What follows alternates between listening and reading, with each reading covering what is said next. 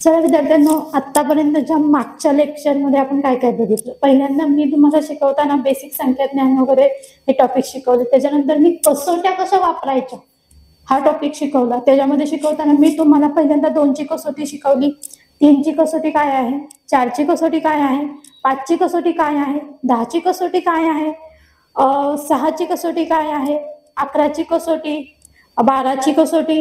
ह्या कसोट्या आपण काय केलेल्या आहेत, शिकलेलो आहोत. आता कसोट्यांचा वापर पण आपल्याला तसं गणितामध्ये काय करता आला पाहिजे. जर कसोट्यांच्या वापरानुसार आपण जे मोठे भागाकार असतात ते सहज सोडवू शकतो. आता कसोट्या कशा आहेत काय आहेत मी तुम्हाला माहिती दिलेलीच आहे, तरी पण मी एकदा रिवाइज करते. जेव्हा 2 ची कसोटी वापरते, कारण की पुढचा जो मी टॉपिक शिकवणार आहे तो पूर्णपणे कसोट्यांवर अवलंबून आहे. कसोट्या पाठ असतील की तुम्हाला तो टॉपिक सहज सुटतो. आता माझा पहिला पॉइंट काय, 2 ची कसोटी. ज्या संख्येच्या एकक स्थानी 0, 2, 4, 6, 8 हे अंक असतात, त्या संख्येला 2 ने विशेष भाग जातो. 3 ची कसोटी, सर्व अंकांच्या बेरजेला 3 ने भाग. जर बेरीज 3 च्या पटीत असली तर त्या संख्येला 3 ने कसा भाग जातो, तर निशेष भाग जातो. 4 ची कसोटी काय सांगते, एकक आणि दशक स्थानी जर 0 आला किंवा एकक आणि दशक स्थानच्या अंकाला जर 4 ने निशेष भाग जात असेल तर त्या संख्येला 4 ची कसोटी लागू होते. 5 ची कसोटी काय सांगते, एकक स्थानी 0 आणि 5 हे अंक असतात, त्या संख्येला 5 ने निशेष भाग जातो. 6 ची कसोटी काय सांगते, ज्या संख्येला 2 आणि 3 या दोन्ही संख्येने पूर्ण भाग जातो त्या संख्येला 6 ने पूर्ण भाग जातो. ठीक आहे. 6 नंतर 8 ची कसोटी बघू. ज्या संख्येच्या एकक, दशक आणि शतक. 8 ची कसोटी फक्त 4 ची कसोटी आपण जेव्हा बघतो तेव्हा एकक आणि दशकचा विचार करतो, तर 8 च्या कसोटीमध्ये कशाचा विचार केला जातो, तर एकक, दशक आणि शतकचा विचार केला जातो, किंवा शेवटी 3 शून्य असतात. ही झाली 8 ची कसोटी. 9 ची कसोटी काय सांगते, सर्व अंकांच्या बेरजेला जे काही तुम्हाला अंक दिले आहेत त्या सर्व अंकांच्या बेरजेला जर 3 ने निशेष भाग जात असेल तर त्या संख्येला 3 ने पूर्ण भाग जातो. ही झाली 9 ची कसोटी. 10 ची कसोटी काय सांगते, दिलेल्या सर्व अंकाच्या एकक स्थानी 0 अंक असला की त्या संख्येला 10 ने पूर्ण भाग जातो. 11 ची कसोटी काय सांगते, मी तुम्हाला 11 ची कसोटी सांगितलेली नाही पण फक्त एक कानावर घालते की 11 ची कसोटी काय सांगते, एकाआड संख्येची बेरीज आणि त्यातील फरक ह्याला जर 11 ने निशेष भाग जात असेल तर त्या संख्येला 11 ने निशेष म्हणजे समसंख्या आणि विषम संख्या. एक अंक सोडायचा आणि त्यांची काय करायची, बेरीज करायची. इकडं 2 प्रकारे बेरीज करायची, एकाआड एक अंक घेऊन त्यांची बेरीज करायची, दुसरे एकाआड एक अंक घ्यायचे त्यांची बेरीज करायची, दोघांची वजाबाकी करायची. त्यातील फरक जर 11च्या पटीत असेल किंवा 0 आला तर त्या संख्येला 11 ने निशेष भाग जातो. ही झाली कसोटी. ह्या कसोट्यांचा उपयोग काय आहे, जेव्हा तुम्ही आता आपण पदावली घेतली, गुणाकार घेतला, बेरीज घेतली, वजाबाकी घेतली, त्याच्यानंतर आपण कसोट्या घेतल्या. ह्याच्यानंतरचा पुढचा पॉइंट आहे विभाजक. तुम्हाला भागायचे. आता ती संख्या त्या संख्येच्या पाड्यात आहे किंवा नाही हे समजण्यासाठी आपण काय करतो, त्याला भागतो, बरोबर का नाही. मग हे भागण्यासाठी काय पाहिजे, तर कसोट्या आपल्याला कशा पाहिजेत, महत्वाच्या पाहिजे. कसोट्या जर माहिती असले तरच आपण काय करू शकतो, त्यांचा भागाकार व्यवस्थित प्रकारे करू शकतो. ठीक आहे. मग आपण आपल्या आजच्या लेक्चरला भाग चालू करतोय विभाजक. मला एखाद्या संख्येचे विभाजक काढायचे आहे, ते मी कसे काढावे ह्याच्याविषयी आपण काय करत आहोत, माहिती पूर्णपणे घेत आहोत. आता विभाजक मध्ये नेमकं येतं तरी काय, तुम्ही कशाला म्हणताय विभाजक आणि कशाला म्हणताय भाजक.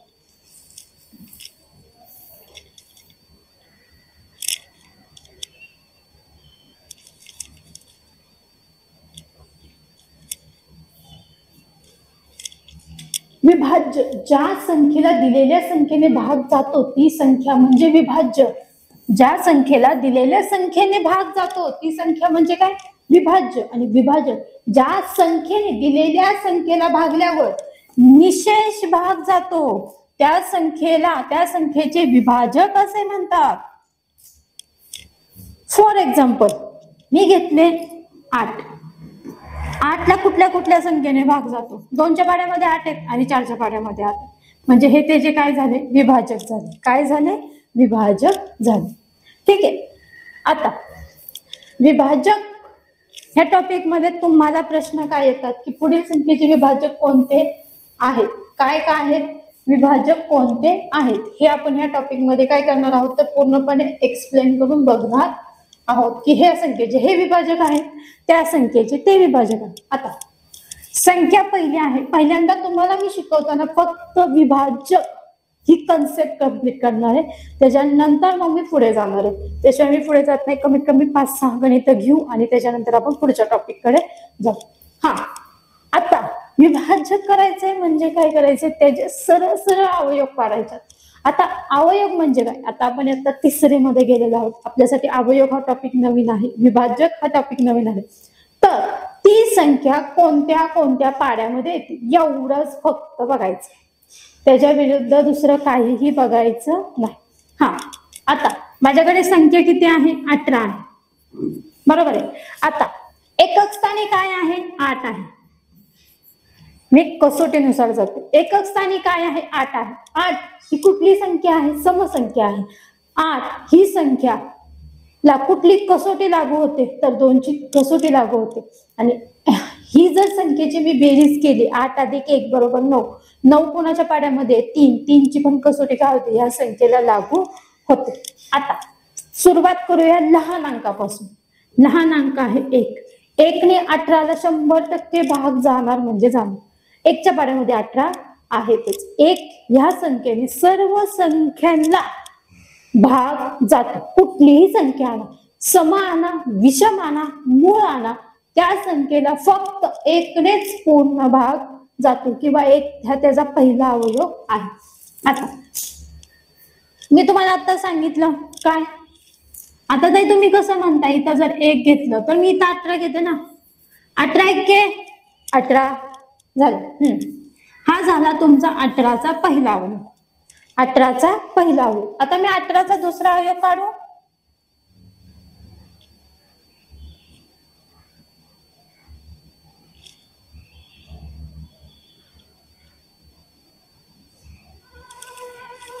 हा झाला माझा 18चा पहिला अवयव. आता मी तुम्हाला सांगताना सांगितलं की त्या संख्येला 2 ने कसा भाग जातोय तर निशेष भाग जातोय किंवा पूर्ण भाग जातोय. कसा भाग जातोय तर पूर्ण भाग जातोय.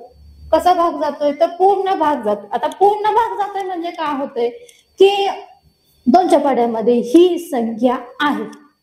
चला, बे के बे, बे दुने 4, बे त्रिक 6, बे चौक 8, बे पंचे 10, बे सक 12, बे साती 14, बे आठी 16, बे 90 18, बे 90 18. 90 स्थानी 2 ह्या पाड्यामध्ये 18 हा अंक कुठल्या स्थानी आहे तर 90 स्थानी झाले. उत्तर किती आलं माझं 9. म्हणजे माझे अवयव किती झाले, आता परत 2 गुणिले 9 झाले. पहिला अवयव पहिला 1 गुणिले 18, दुसरा अवयव पहिला 2 गुणिले 9. आता मी तुम्हाला हे पण सांगितलं की ह्या संख्येला 3 ने पण भाग जातो. आताच बघितलं आपण कसोटी वापरून, बरोबर आहे. दोघांची बेरीज आली किती 9. 9 कुणाच्या संख्येमध्ये आहे तर 3च्या पाड्यामध्ये 9 आहेत. मग कसं येणार, 3 1 3, 3 दुने 6, 3 त्रिक 9, 3 चौक 12, 3 पाची 15, 3 सक 18,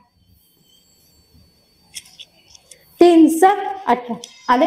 म्हणजे ह्या संख्येने पण 3 ने काय जातं पूर्ण भाग जातो. आता मला हे मी तुम्हाला सांगितलं पाड्यामध्ये कशा प्रकारे गणित येतात. आता अवयव ह्या पद्धतीचा टॉपिक आपल्याला शिकताना त्या संख्येचे अवयव पाडत जायचे. काय पाडत जायचे, अवयव.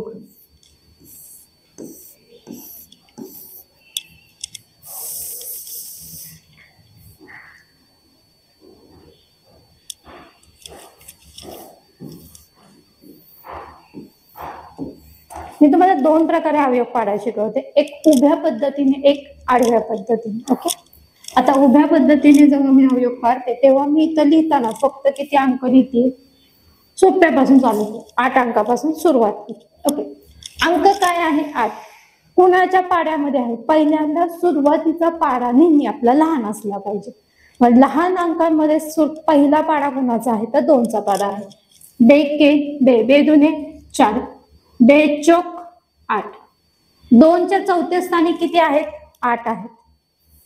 हा पूर्ण भाग झाला. आता इथं संख्या किती आली बाळांनो, 4. आता पुन्हा लहान संख्येने सुरुवात करायची. 2च्या ह्याच्यामध्ये लहान संख्या कोण आहे? 4च्या ह्याच्यामध्ये 2. बे 2 4 किती आले? 2. पुन्हा इथं किती घेतले मी? बे 1 बे. हे झाले हे जे अवयव. कितीचे अवयव झाले माझे? 8चे अवयव. 8चे अवयव काय झाले? तर 8 बरोबर 2 गुणिले 2 गुणिले 2. बे 2 4 4 2 8. हे कितीचे अवयव झाले? तर माझे 8चे अवयव झालेले आहेत.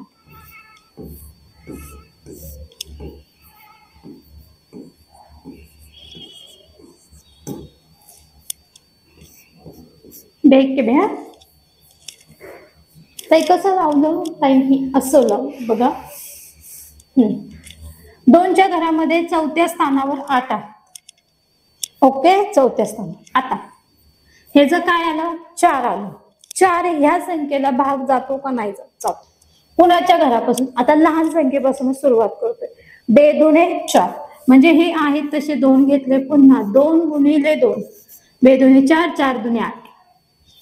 हे झाले माझे 8चे अवयव. पुढचा घे. दोन्ही पद्धतीने करते मी.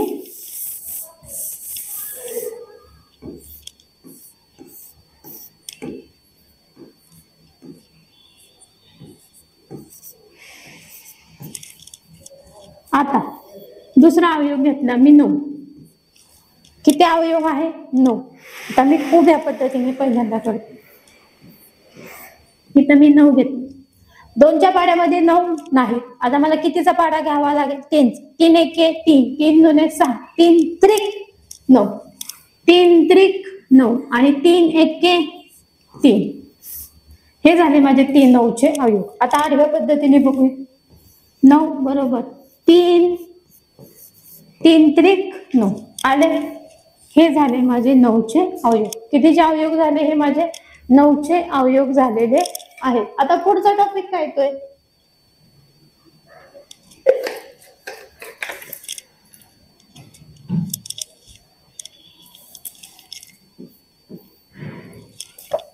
पहिल्यांदा मी 1 अंकापासून सांगितलं. आता मी 2 अंकाला सुरुवात करते. 2 अंकाची पहिली संख्या किती आहे? 10. मला 10चे अवयव पाडायचे.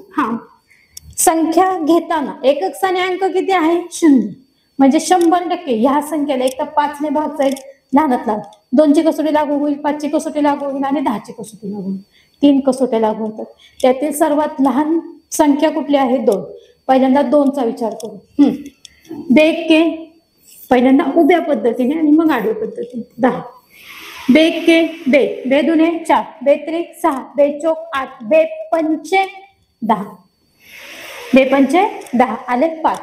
5 1 5. 5 ला भाग जातो कुठल्या संख्येने? त्याच संख्येने भाग जातो म्हणून पुन्हा 5 1 5. हे झाले 10चे अवयव. आता आडव्या पद्धतीने बे 5 10. आता पुढे जाऊन मला 5 ला भाग लावायचा. तर 5 ही कुठली संख्या आहे? विषम संख्या आहे. विषम संख्येला भाग जात नाही. विषम संख्या म्हणण्यापेक्षा 5 ही मूळ संख्या आहे. मूळ संख्येला भाग जात नाही. आपण आधीच्या लेक्चरमध्ये समसंख्या, विषम संख्या आणि मूळ संख्या ह्या 3ही संख्या बघितलेल्या आहेत. संयुक्त संख्या पण आपण बघितलेल्या आहेत. आता घेऊया. आता कुठला अंक घ्यायचा? 12. दिसतंय का?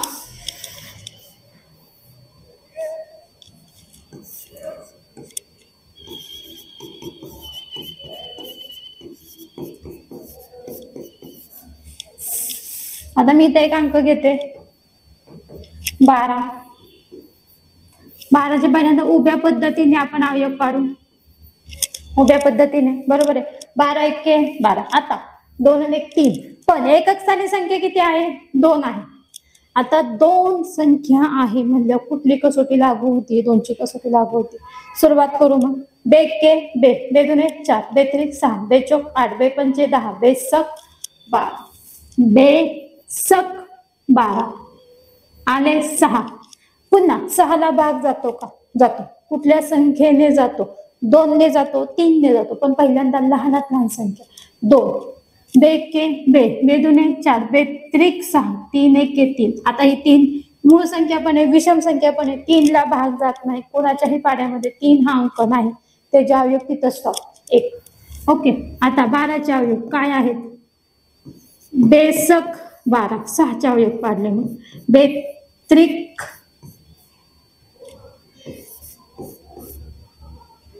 बेत्रिक 3 दुने 6 6 6 दुने 12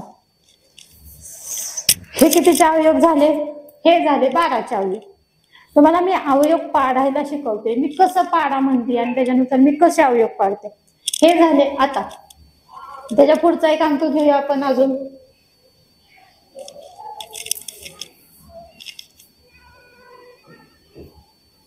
15ला भाग लावूया 15 पहिल्यांदा उभ्या पद्धतीने 15ला भाग लावूया इथे मी 15 घेतले ओके कोणाच्या पाड्यामध्ये एक स्थानी 5 आणि एक 6 होतात 6 हे 3ची कसोटी लागू होते 2ची कसोटी लागू होत नाही एकक स्थानी काय पाहिजे 0 2 4 6 8 काहीच नाहीये 15 येतात डायरेक्ट एकक स्थानी 5 आहे 5 अधिक 1 केला की बेरीज होती 6 6 या संख्येला 3 ने पूर्ण भाग जातो म्हणजे 3च्या पाड्यामध्ये 15 100% असणार आहे अजून 5च्या पाड्यामध्ये सुद्धा 15 असणार आहे चला मग 3चा पाडा 3 1 3 3 2 6 3 3 9 3 चौक 12 3 5 15 3 5 15 आणि 5 1 5 हे झाले हे जे अवयव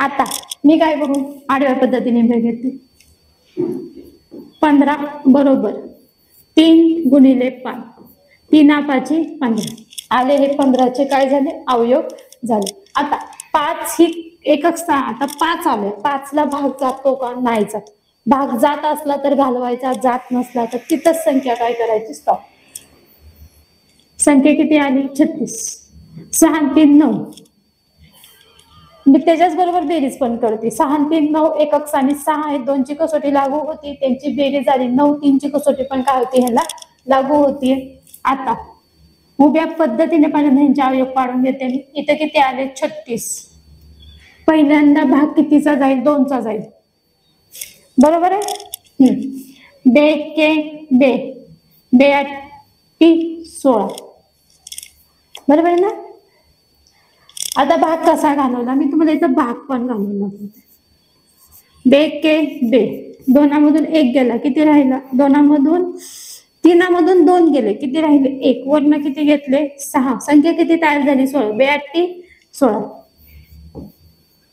उत्तर किती आलं माझं 0 म्हणजे इथं किती आले 18 आता 18 ही संख्या आली एकक स्थानी 8 आहे म्हणजे कुणाच्या पाड्यामध्ये 8 आहेत तर 8 ही संख्या एक तर यांची बेरीज येते 9 बेरीज किती आली 9 पण एकक स्थानी 8 आहेत लहानात लहान संख्या किती येतात 2 2च्या पाड्यामध्ये 18 आहे पाडा म्हणा बेक के बे बेदुने 4 बेत्रिक 6 बेक के बे बेदून 4 बेती 6 बेचौक 8 बेपंच 10 बेसक 12 बेसाती 14 बेअट्टी 16 92 18 2च्या 9व्या स्थानी 8 18 आहेत झालं आता एकक स्थानी किती आहे आता अंक कुठला आला 9 9 ह्या संख्येला 2ची कसोटी लागू होते का तर नाही 3ची कसोटी लागू होते 3 1 3 3 2 6 3 3 9 आणि पुन्हा 3 1 3 हे झाले 36चे अवयव पाडायला घे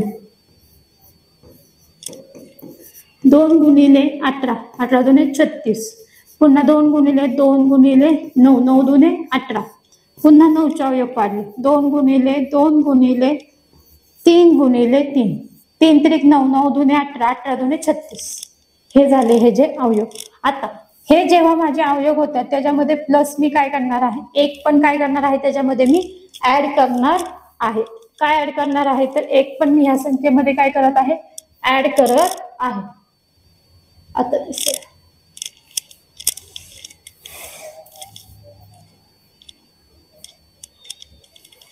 एकने तर सगळ्या संख्येला भाग जातो एक हा सामायिक अवयवच आहे कळालं 18चे अवयव 36चे अवयव कसे आले आता जर माझ्याकडे संख्या आली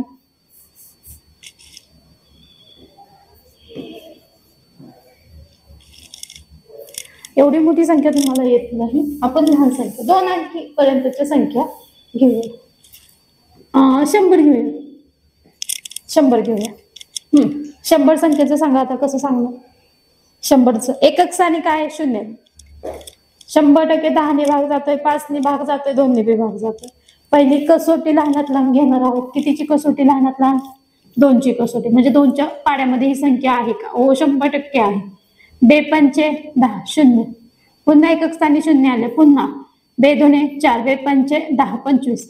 आता 25 5 2च्या पाड्यामध्ये काही नाही. 5 6 7, 5 आणि 2 किती होतात 7, 3ची कसोटी लागू होत नाही. डायरेक्ट एकक स्थानी 5 आहेत, 5ची कसोटी 5 5 25 आणि 5 1 5. आता आडव्या पद्धतीने अवयव पाडूया. 100 बरोबर 100 2 गुणिले 50, 50 दुने 100, पुन्हा 50चे अवयव पाडे. 2 गुणिले 5 5 25, बेदोने 4 बेपंचे 10 25 आले, पुन्हा 2 गुणिले 2 गुणिले 5 गुणिले 5, 5 5 25 25 दुने 50, 50 दुने 100. हे झाले माझे 100चे अवयव. मग तुम्हाला काय विचारतात की त्याचे विभाजक कोण कोण आहेत?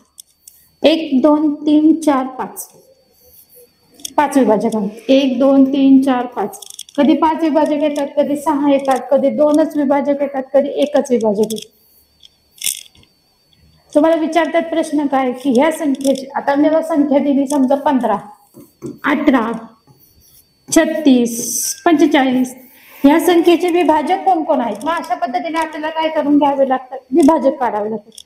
किंवा ती संख्या कोणत्या कोणत्या पाड्यात आहेत, चला ते पण पद्धती शिकवते. आजकाल काय करतात विद्यार्थी, फक्त संख्या कुणाच्या पाड्यात आहेत तेवढंच बघतात आणि विभाजक सांगतात. जसं की 20 कुणाकुणाच्या पाड्यात आहे? 2च्या पाड्यामध्ये आहे. अजून 5 ने भाग जातो, अजून 4 ने भाग जातो, अजून 10 ने भाग जातो. बघा आता कसं होतंय बघा, मी तुम्हाला ते करून पण दाखवते. हा बेपंचे बेके बे 10 आले, हा बेपंचे 10 आले, बेदुने 4 गुणिले 5 10 आले, पुन्हा बेके बेपंचे 10, 5 दुने 10 10 दुने 20. आता 4 पंचे 20 आणि 10 दुने 20. एक तर सामायिक अवयव असतोच आपला. हे झाले हे जे काय विभाजक. आता ह्या दोघांचा गुणाकार किती आला? 4 4 गुणिले 5 5 चोक 20 आला, 5 चोक 20 खालचं दिसत नाही, 5 चोक 20. हे झाले त्याचे काय विभाजक. काय झाले विभाजक. आता ह्याला म्हणतात विभाजक. विभाजक कळाले, एक तर ती संख्या पाड्यामध्ये पाहिजे किंवा अशा पद्धतीने पण तुम्ही काय करू शकता, विभाजक पाडू शकता. तुम्हाला प्रश्न काय विचारतात, दिलेल्या संख्येचे विभाजक किती आहेत, कोणकोणते आहेत, अशा प्रकारचे तुम्हाला काय विचारले जातात, तर प्रश्न विचारले जातात. इथपर्यंत सगळ्यांना कळालं?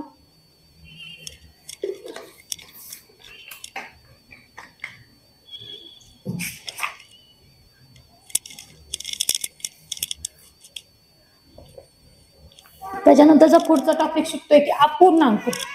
कुठला अंक? अपूर्णांक. आता टॉपिकचं नाव काय? टॉपिकचं नाव आहे अपूर्णांक. अपूर्णांक हा टॉपिक शिकताना त्याच्यामध्ये आपल्याला पहिल्यांदा समछेद,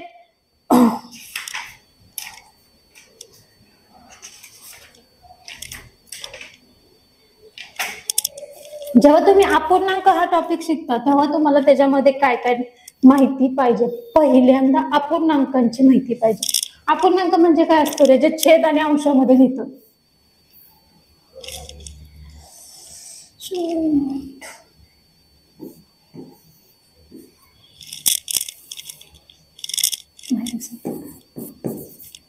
ह्याला काय म्हणता तुम्ही? अपूर्णांक असं म्हणता.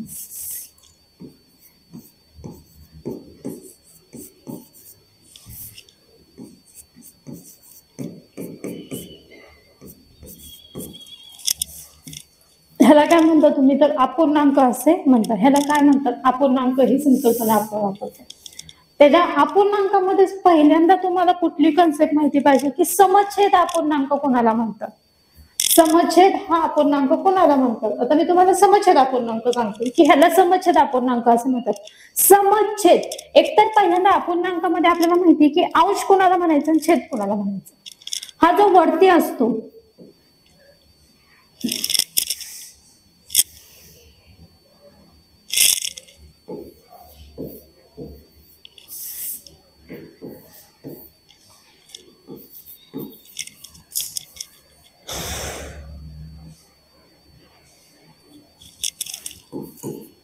ह्याला काय म्हणतात, छेद म्हणतात. आणि ह्याला काय म्हणतात, तर अंश म्हणतात. आणि ह्याला काय म्हणतात, तर ह्याला छेद असे म्हणतात. काय म्हणतात, तर छेद असे म्हणतात. वरचा आहे तो अंश आहे, खालचा कोण आहे, छेद आहे.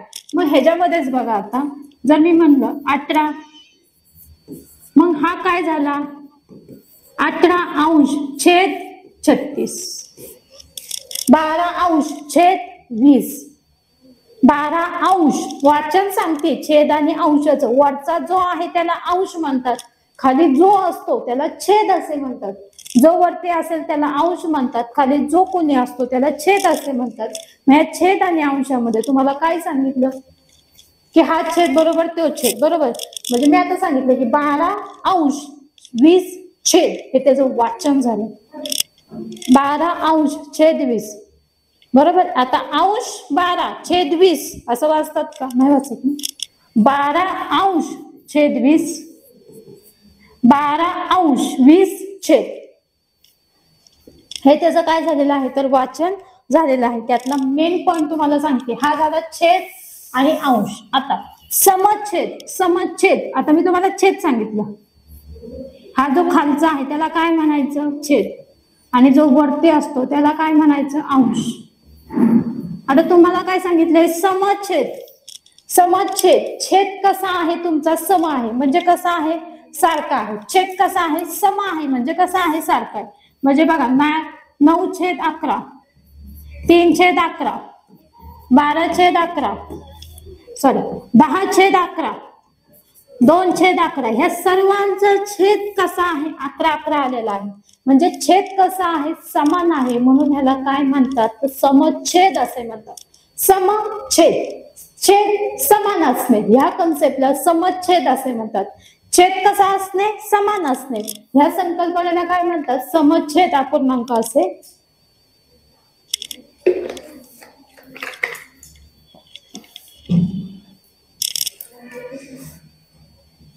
ज्या अपूर्णांकाचा छेद समान आहे त्या अपूर्णांकाला समछेद अपूर्णांक असे म्हणतात. बघा, मी अपूर्णांकाची कन्सेप्ट सांगते, ह्याच्यामध्ये मी पहिली कन्सेप्ट सांगते की समछेद अपूर्णांक कोणाला म्हणतात. ज्या अपूर्णांकाचा छेद समान आहे त्याला म्हणायचं समछेद अपूर्णांक असे म्हणतात. ही झाली समछेद अपूर्णांकाची कन्सेप्ट. ज्या अपूर्णांकाचा छेद समान आहे, समछेद. छेद समान असणे म्हणजे समछेद अपूर्णांक होय. आता समछेद अपूर्णांकामध्ये मला काय बघायचं, ज्या अपूर्णांकाचा अंश मोठा तो अपूर्णांक मोठा, आणि ज्या अपूर्णांकाचा अंश लहान तो अपूर्णांक लहान. पहिल्यांदा मी तुम्हाला अपूर्णांक सांगितला, अंश आणि छेद जिथं असतो तो अपूर्णांक. त्याच्यामध्ये कन्सेप्ट काय आहे, समछेद. ओके, समछेद म्हणजे काय, ज्या अपूर्णांकाचा छेद समान असतो त्यांना समछेद अपूर्णांक म्हणतो. आता त्या अपूर्णांकामध्ये, समछेद अपूर्णांकामध्ये अंश ज्याचा मोठा तो अपूर्णांक मोठा, ज्याचा अंश लहान तो अपूर्णांक लहान. एवढ्या कन्सेप्ट तुम्हाला कळाल्या, तिथपर्यंतच बघूया, ह्याच्या पुढे नको जायला. बघा, मी तुम्हाला कन्सेप्ट फक्त सांगते, पुढच्या लेक्चरमध्ये ह्याच्यामध्ये तुम्हाला आधारित काय काय गणित येतात ते मी तुम्हाला शिकवते. समछेद, ज्या अंशाचा ज्या अपूर्णांकाचा छेद समान त्याला समछेद, आणि ज्या अपूर्णांकाचा अंश मोठा, छेद ऑलरेडी सगळ्यांचा समान आहे, छेदाकडे बघायचं नाही. समछेद मध्ये सांगतोय लहान मोठे पण. ज्या अपूर्णांकाचा छेद अंश मोठा तो अपूर्णांक मोठा, आणि ज्या अपूर्णांकांचा अंश लहान तो अपूर्णांक लहान. इथपर्यंतच आज आपण बघतोय. Thank you so much.